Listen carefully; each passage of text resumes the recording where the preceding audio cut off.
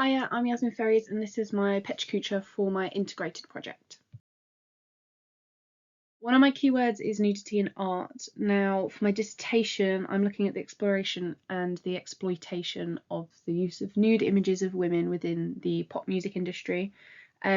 Specifically, I don't want to look into like nude images in itself, but kind of the controversy that comes with that is what I'm interested in. This was a music video by Pharrell and Robin Thicke. There was two versions released of this music video, one where the women were completely naked and this one where they're wearing very skin-coloured underwear. But both ways, it was seen as very controversial because these women were just naked dancing around in a music video all about sex, and it was very derogatory towards women. A lot of people didn't like it because of this. This is the main image that inspired my dissertation. So this is Little Mix from 2018 advertising their song called Strip. In the music video, these are the images you see. They've got horrible words written all over them, and it was all about empowerment towards women and just accepting yourself for who you are and be happy in your own skin. However, big people like Piers Morgan, who had a platform to speak about this, started speaking about this on TV and started calling them out for exposing themselves when they're a child-based genre. Long story short, because this is what my dissertation is all about, this image just kind of created a bit of a mixed message to people. So this is a good example of Miley Cyrus. So on the left hand side, this image is from 2008. It's for one of her first albums. This is when she was with Disney, and it's very innocent, sweet. It's just a portrait. Whereas the one on the right is in 2022, and this is obviously as she's grown up. Now in 2008, about this time, when she was working with Disney, she released a music video for one of her songs called Can't Be Tamed, and she actually got removed from Disney because it was deemed too sexual. However, looking at the images myself, it's all she is she's in a leotard wearing wings, and that's part of the music video. But Disney didn't like how she was rebelling against them. So whether this recent 2022 album is her rebelling now, I don't know. But seems to be a good comparison of how growing up and changing with the times has progressed to change in album covers. So I suppose an overall theme is kind of like Western body image. So this is another one of my words or phrases. Kind of the ideas of looking at a woman's body and, I don't know, and being empowered by it maybe. So this is another good example. So this is the singer Billie Eilish. The image on the left is her from 2020. She was known for wearing baggy clothing, tracksuits, and then she did a tour where she stripped off basically.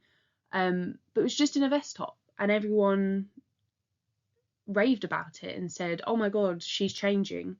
In 2021, a year later, she did a campaign for Vogue and did a cover page where she was wearing lingerie, and everyone thought that she changed in herself.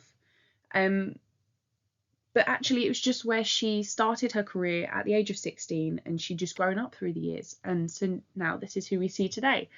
But it caused such an uproar and was such a big movement that she stopped doing music for a while because it affected her so much.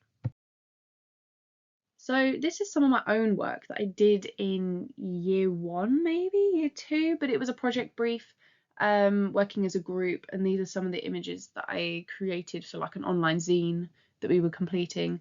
All of it's all about social media and technology and how it affects you. And I mean, like, my eye bags, I'm not designer, kind of plays on a trick of body image, and actually I'm chained to my technology. I can't escape. I really enjoyed this work. Maybe you'll look into using these colour themes again. I just really like the style of this. And this was work that I did in first year, I think. It was all about like feeling trapped and not being able to escape. This image was fun to create, just layering in Photoshop, but I did in fact smush my face against the shower curtain. Now this one was another one of the images I created back in year 1 or year 2. The whole idea behind the illustration when I did it was to be a police wanted kind of, this is what the person looks like, go find them. Like an identification thing. So when I was drawing it, I didn't have anyone in mind. I just drew the stereotypical person as to what I think it is from my brain. And I don't know, I just kind of, it got me thinking, like, this is me stereotyping all women. This is what I think all women would look like. So it got me thinking as to what everyone else would have drawn. How would they have drawn it different? Would it look more like them? Because to me, this looks quite similar to me. Like, I've got a nose ring, I've got earrings. So I wonder if they would have drawn what was similar to them. Again, this is my own work. This was all to do about the feeling of being trapped. I did it as if it was a mental health campaign with Mind. It's all saying trapped in house, trapped in mind, coronavirus pandemic 2020. I just like the textures of this piece and how it ended up coming together in the end, with an eerie kind of feel. So yeah, I just overall like this piece and think it works well. Is controversy. So this was one of my words for my minor project as well. It's kind of a theme that I like to push the boundaries of what I can do and how far I can take it, but I don't like to do anything political or too controversial. I mean, for example, this is something basic. I've wrote the words controversy in Comic Sans, which to designers can be seen as a lazy font, but to anyone else, it's just seen as the standard font that comes up.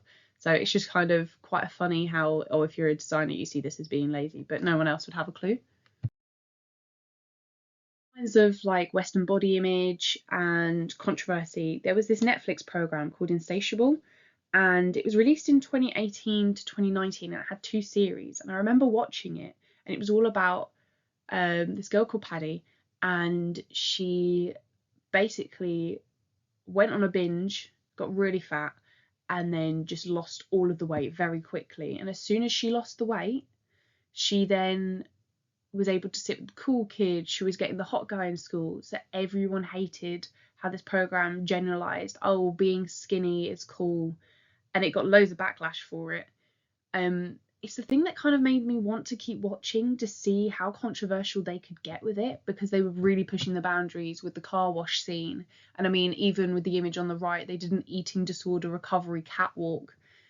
How, like, who thought of this?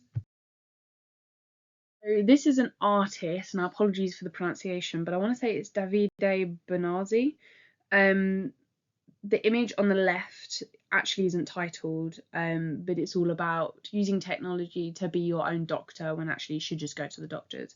But the image on the right is called Freedom of Speech, and it's all about women, and it looks like she's got a mask and she's being told to keep quiet, but she's trying to speak out about it all.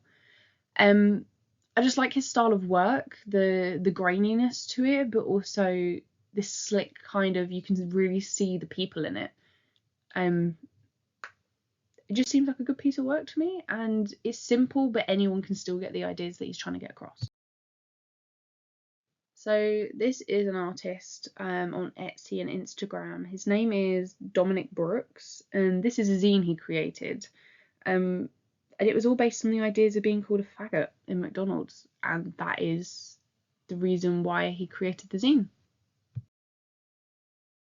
So after doing this Pecha Kucha, my kind of initial ideas for this project, I'm thinking maybe a zine, maybe something physical, but I don't know, maybe something online, but I kind of have a couple of little ideas. So with my minor project that I'm currently working on at the moment, one of the keywords for that is texture. So I kind of still want to look into that thing. Well, the whole point of the minor project is challenge myself with using texture. But I just kind of want to keep that in mind for this project, to think about what materials I actually am using.